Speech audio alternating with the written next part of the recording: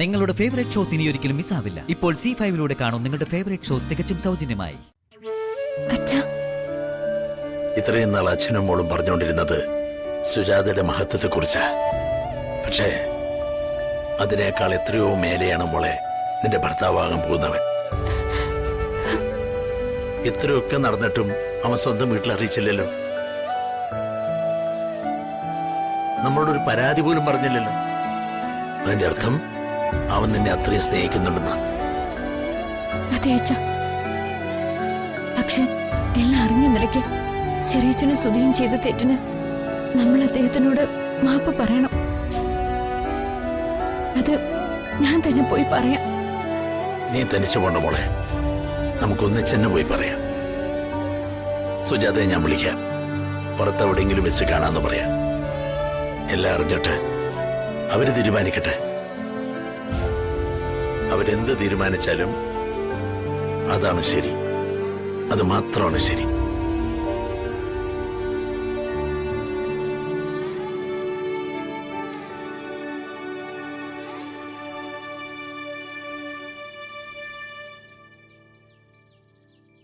നിത്യയും അച്ഛനും ഇങ്ങോട്ട് വരുമെന്നാ പറഞ്ഞത്.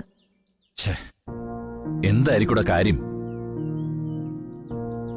നാളെ വിവാഹം തീരുമാനിച്ചു വച്ചിട്ട് ഈ സമയത്ത് ഇങ്ങനൊരു വിളിയും വരവൊക്കെ.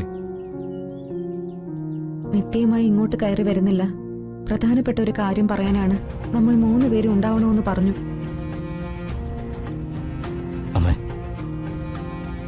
നീ പേടിക്കാതെ മോനെ, ഒന്നും സംഭവിക്കില്ല. അവര് വരുന്നുണ്ട്.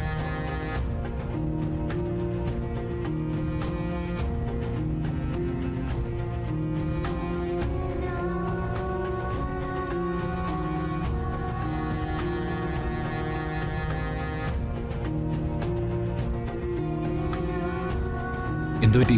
വല്ലാതിരിക്കുന്നുണ്ടല്ലോ. അല്ല, എന്തെങ്കിലും പ്രശ്നമുണ്ടോ? മോളെ,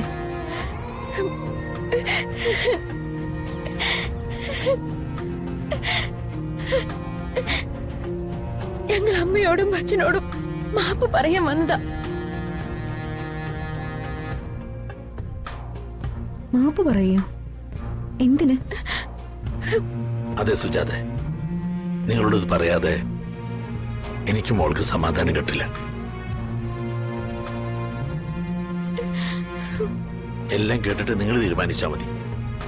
നാളത്തെ വിവാഹം വേണോ വേണ്ടയോന്ന്.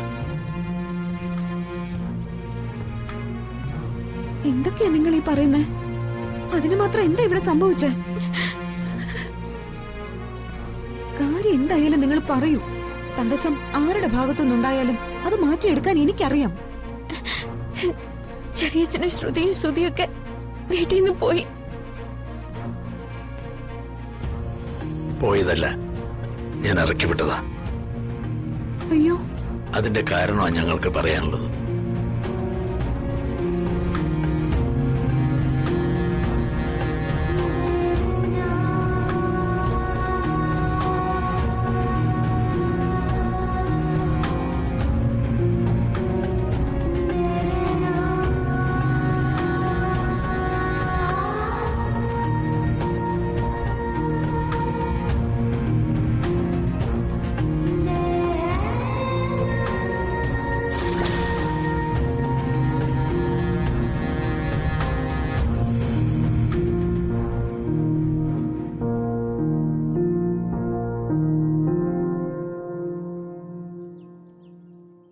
മോൻ ഇതൊന്നും നിങ്ങളോട് പറഞ്ഞില്ല അല്ലേ? ഇല്ല അച്ഛാ, ഞാനത് പറഞ്ഞില്ല. എന്നെ അവർ തല്ലിയതോ അപമാനിച്ചതൊക്കെ കേൾക്കുമ്പോൾ ചെറിയൊരു വെറുപ്പെങ്കിലും നിത്യയോടോ അച്ഛനോടോ ആർക്കെങ്കിലും തോന്നിയാലോ എന്ന് പേടിച്ച് ഞാൻ ആരോടൊന്നും പറഞ്ഞില്ല.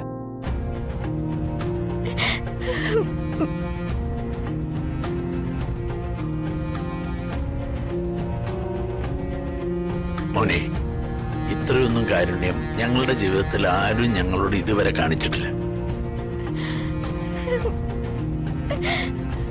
ഇതിനെല്ലാം അർഹതയുണ്ടോന്നാ ഞങ്ങൾക്ക് അറിയേണ്ടത്.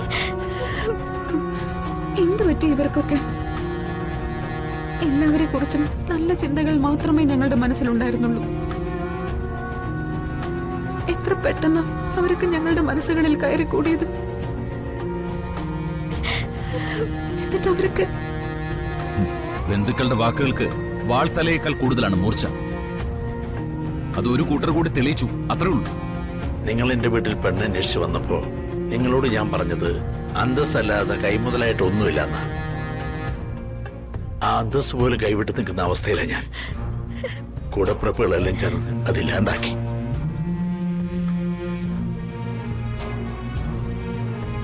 അതാ ഞാൻ പറഞ്ഞത്, ഇങ്ങനൊരു കുടുംബത്തിൽ നിന്ന് ബന്ധം വേണമെന്ന് നിങ്ങൾക്ക് ആലോചിക്കാന്ന്.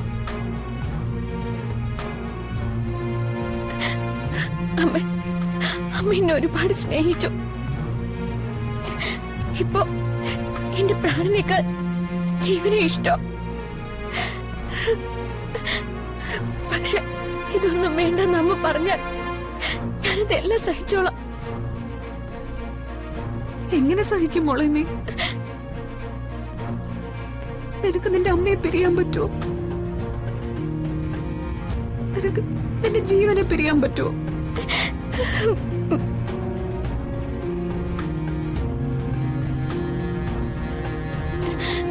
നിന്നെ കാണാനും വിവാഹം ഉറപ്പിക്കാനും വന്നപ്പോ നിനക്ക് ചുറ്റും ബന്ധുക്കൾ ഉണ്ടായിരുന്നില്ലല്ലോ.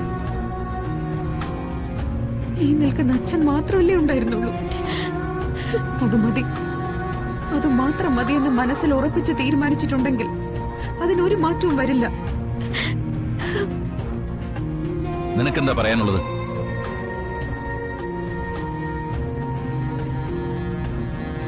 നിത്യ, തന്നോടുള്ള ഇഷ്ടം ഒരു ഭ്രാന്ത് പോലെയായ അവസ്ഥയിലാണ് ഞാൻ. ബന്ധുക്കളൊക്കെ പോട്ടോ, നമ്മളെ തോപ്പിക്കാൻ അവരെ കൊണ്ടൊന്നും പറ്റില്ല.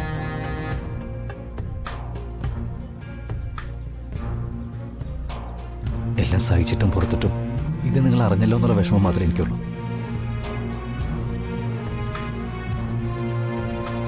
എനിക്ക് തന്നെ വേണം നിത്യ. താനില്ലാതെ എനിക്ക് ജീവിക്കാൻ പറ്റില്ല.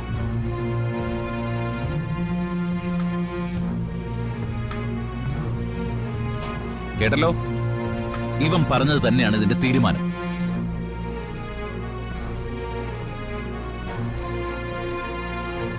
ഇനിയിപ്പോ രണ്ട് വീട്ടിലും ബന്ധുക്കളുണ്ട്, ആളുകളുണ്ട്. അവരെയൊക്കെ നമ്മൾ തന്നെ വേണ്ടേ നേരിട്ട് എന്ന് സ്വീകരിക്കാനും സംസാരിക്കാനും ഒക്കെ. നിത്യ, മോൾ അച്ഛനെ കൂട്ടി തിരിച്ചു പോയിക്കോ. എല്ലാ കാര്യങ്ങളും നമ്മൾ തീരുമാനിച്ച പോലെ തന്നെ നടക്കട്ടെ.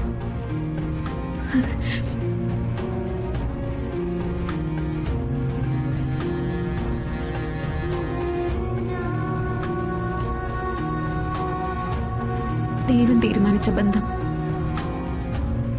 ദേവതകൾ കാവൽ നിൽക്കുന്ന മുഹൂർത്തം, അതിനൊരു തടസ്സവും വരില്ല.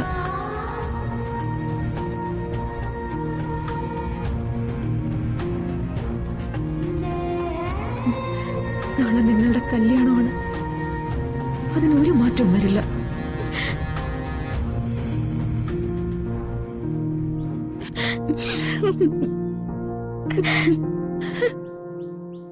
ഡൗൺലോഡ് ചെയ്യൂ C5 ആപ്പ്. കാണൂ എല്ലാ എപ്പിസോഡുകളും സൗജന്യമായി.